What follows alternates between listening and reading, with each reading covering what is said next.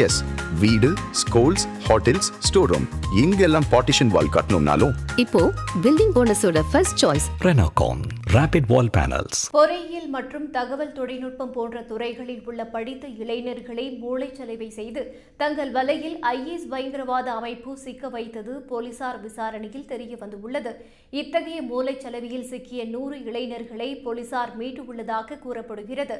தடை செய்யப்பட்ட சிமி அமைப்பின் கோவை மாவட்ட தலைவர் அசாதுருதீனை 2019 இலங்கையில் ஈஸ்டர் தின வெடிகுண்டு தாக்குதலை நடத்திய ஐஎஸ் தீவிரவாதி சக்ரான் ஹாசிம் தங்கள் அமைப்பில் சேர்ந்துள்ளார். அவரால் மூளைச்சலவை செய்யப்பட்ட ஜமேஷா முபீன் 2022 அக்டோபர் 23 கோவை உக்கடம் பகுதியில் கார் குண்டு வெடிப்பை நடத்தினார். அந்த வழக்கில் 17 பேர் கைது செய்யப்பட்டனர்.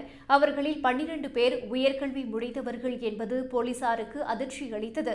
அதைத் தொடர்ந்து போலீசார் விசாரணையை தீவிரப்படுத்தியதில் பல திடுக்கிடும் தகவல்கள் வெளியாகியுள்ளது. அதன்படி சமூக வலைதளங்களில் அதிகம் ஈடுபடும் உணர்ச்சி வசப்பட்ட இளைஞர்களை குறிவைத்து மதம் மற்றும் அரசியல் சார்ந்த கருத்துக்களால் அவர்களை ஐஎஸ் அமைப்பினர் தங்கள் பக்கம் இழுத்து வருகின்றனர்.